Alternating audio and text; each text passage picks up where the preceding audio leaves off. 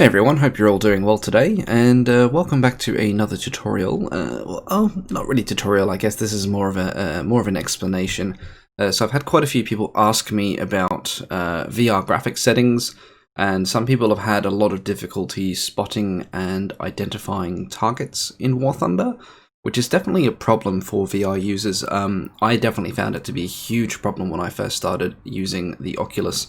So what I'll just run through the VR settings, graphic settings that I use in the game to sort of get the most out of the game in terms of performance, and also these settings I find tend to be the best for general spotting and identifying targets as well.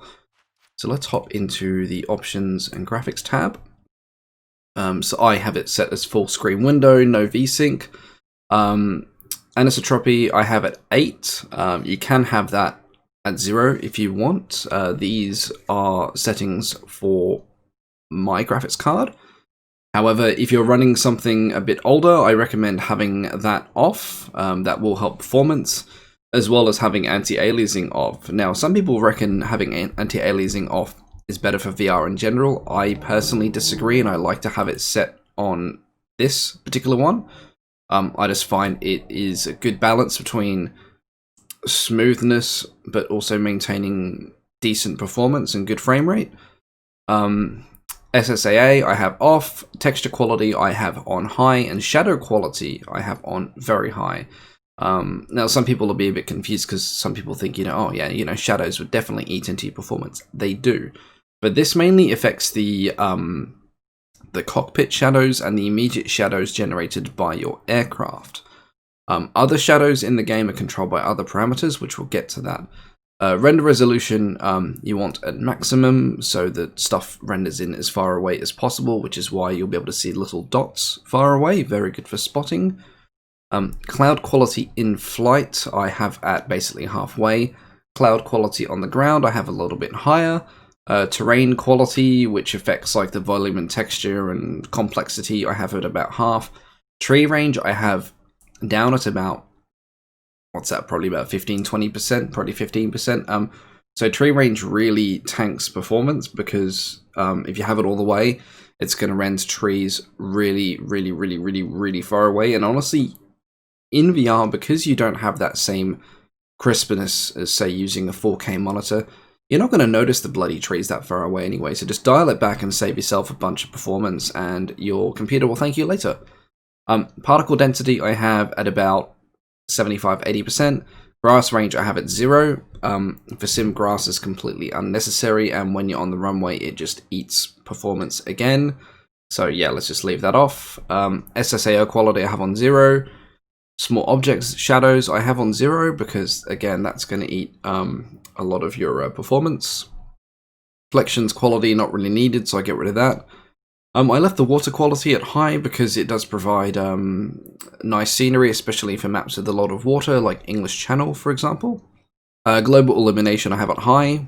Physics quality I have on maximum. You want that because that's going to affect things like stuff falling off aircraft, just general destruction in the game. Terrain displacement quality I have down here. That's more for a tank thing, but I just left it there because it's been that setting for ages. These two aren't really relevant to sim, but they can be relevant to tank sim if you like to try VR in tank sim. Personally, I don't like it, but I do know some people that do like it, and I found after doing some tests that terrain deformation and tire tracks don't make a lick of difference to the end frame rate. So over on this tab, this is some of the important stuff. Shadows, yes. Object shadows, no. This is the big one. So this affects if trees, houses, bridges, and vehicles on the ground in the map generate shadows. Now, in Enduring Confrontation, those are huge maps, and that's going to eat a lot of your performance up, so have that off. Shadows on effects, again, have that off. Advanced Shore, I leave on, because pretty. Haze, you want off. Soft particles, you want on. Far terrain details you want off because that'll basically save you, again, a lot of frames because the game isn't going to try and render in hugely detailed stuff really far away that you're not even going to notice in VR. Physics animation for suspension, that's for tanks, that's fine. Detailed foliage I have left in, again I believe that's for ground. JPEG screen. excuse me, JPEG screenshots, yes, and then those two aren't really relevant. So those are the settings I use for VR. I find in general they give me good performance. I think I get around 80 frames now. There was a recent update. I don't know if that was an update to my graphics card or an update to the game, but all of a sudden, I did nothing in the game, but all of a sudden I came in and I got like an extra 20 frames. I mean, I did a game yesterday, and I just turned off. I usually have the game limited to 80 frames, but I turned that off and I was pushing up to 103, which in VR is absolutely astounding. I didn't think it was going to get into triple numbers, so I was really happy with that. Anyway, I'm waffling on. These are in my opinion, disclaimer, these are the best settings for VR. And with that, a couple of quick tips on spotting as well.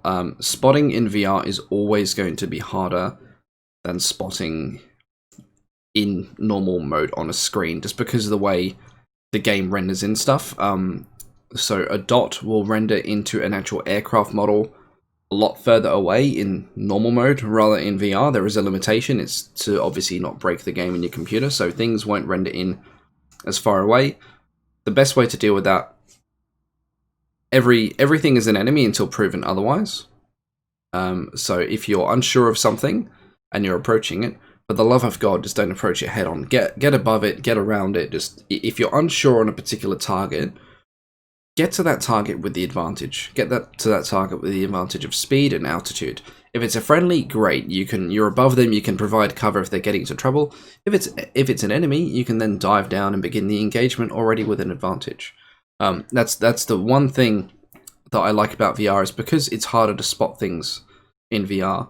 It has made me a better pilot because I've had to fly more conservatively in that way, because instead of just jumping in and flying into furballs, I'm thinking tactfully now, because I don't know what is over there. So I'm thinking, okay, right, I need to get altitude.